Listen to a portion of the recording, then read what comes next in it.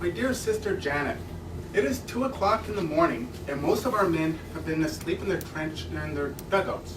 Yet I could not sleep myself before writing to you the events of this wonderful Christmas Eve. In truth, what happened seems almost like a fairy tale.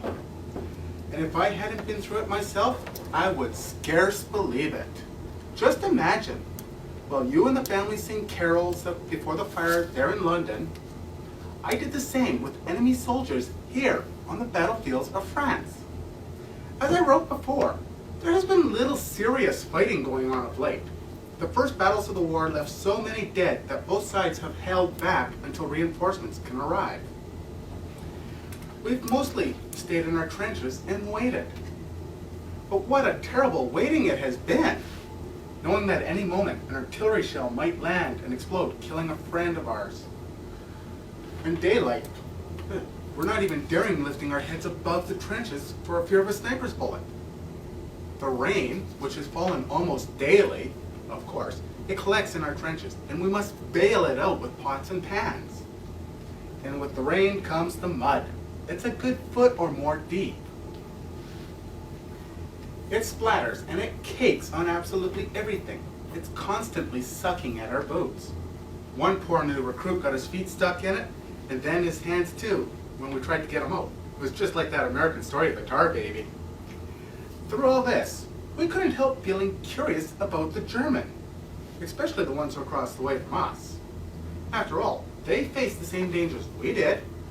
They slogged in the same muck. And what more, their trench is only 20 yards from ours. Between us lay no man's land, bordered on both sides by barbed wire.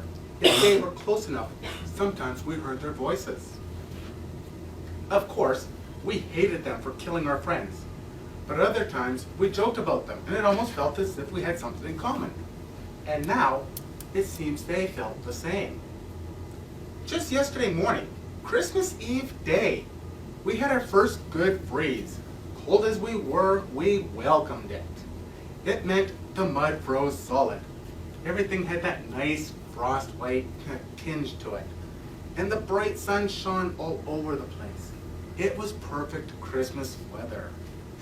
During the day, there was hardly any shelling or rifle fire from either side.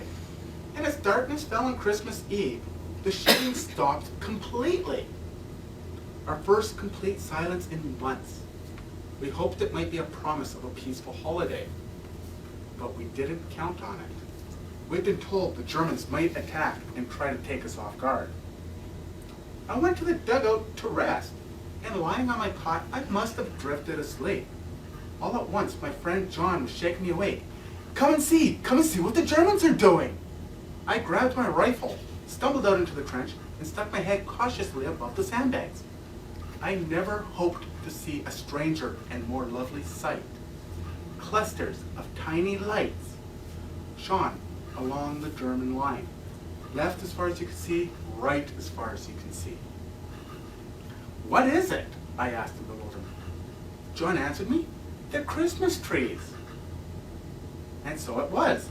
The Germans had placed Christmas trees in front of their trenches, lit by candle and lanterns, like a beacon of goodwill. And then we heard their voices rise in song. "Stille Nacht, Heilige Nacht." This carol might not be familiar to us in Britain, but John knew it and translated. Silent night, holy night. I've never heard one lovelier or more meaningful than that quiet, clear night. It's dark, softened by a first quarter moon. When the song finished, the men in our trenches applauded. Yes, British soldiers applauding the Germans. Then one of our men started singing, and we all joined in. "The first Noel," the angels did say. In truth, we sounded not nearly as good as the Germans, with their fine harmonies, but they responded with enthusiastic applause of their own, and then began another, "O Tannenbaum, O Tannenbaum," to which we replied, "O come all ye faithful." But this time, they joined in, but singing the same words in Latin, "Adeste Fideles." British and German soldiers across no man's land I would have thought nothing could be more amazing. But what came next was more so. "English, come over!" one of them shouted. "You no shoot, we no shoot." There, in the trenches, we looked at each other in amazement. Then one of us shouted jokingly, "You come over here!" To our astonishment, we saw two figures climb above the trench and the barbed wire and proceed across no man's land unprotected towards our trenches. One of them called, "Send officer to talk." I saw one of our men lift his rifle to the ready, and no doubt others did the same. But the captain called out, "Hold your fire." He climbed out and went to meet the Germans halfway. We heard them talking, and then a few minutes later, the captain came back with a German cigar in his mouth. "We've agreed there will be no shooting before midnight tomorrow," he announced. "But sentries are to remain on duty, and the rest of you stay alert."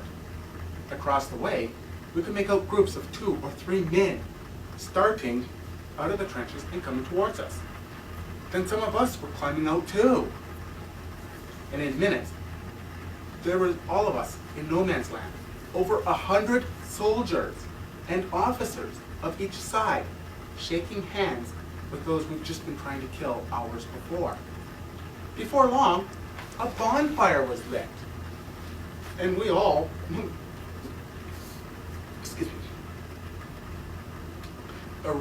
and around it all we mingled. British khaki and German gray. I must say, the Germans were better dressed with fresh uniforms for the holidays. Only a couple of our men knew the German language, but more the Germans knew English. I asked one of them why that is. "Because many have worked in England," he said. "Before this, I was a waiter at Hotel Cecile. Perhaps I waited on your table." "Perhaps you did," I replied. Then he told me he had a girlfriend in London and that the war had interrupted their plans for marriage. I told him, "Don't worry, we'll have you beat by Easter, then you can come back and marry the girl." He laughed at that, and then he said if I asked if I'd sent her a postcard he'd give me later, and I promised him that I would. Another German had been a porter at Victoria Station. He showed me a picture of his family back in Munich. His eldest sister was so lovely. I said I should like to meet her someday.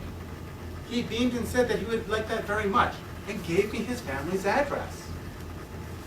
Even those who could not converse still exchanged gifts. Our cigarettes for their cigars, our teas for their coffees, our corned beef for their sausage, badges and buttons from uniforms switched owners. And then one of our lucky lads walked off with that infamous spiked helmet. I myself traded a jackknife for a leather equipment belt. This will be a fine souvenir to show when I get home. Newspapers, too, changed hands. The Germans howled with laughter at ours. They assured us that France was finished and Russia was nearly beaten, too. We told them that was nonsense, and one of them said, "Well, you believe your newspapers, we'll believe ours." Clearly, they are lied to. Yet, after meeting these men, I wonder how truthful our own newspapers have been. These are not the savage barbarians we've read so much about. These are men with homes, families, hopes, fears, principles, and yes, love of country. In other words, these men are like ourselves. Why were we led to believe otherwise? As it grew late, a few more songs were traded around the fire, then all joined in for, and I'm not lying to you, Auld Lang Syne. Then we parted with promises to meet again tomorrow, and even some talk of a football match.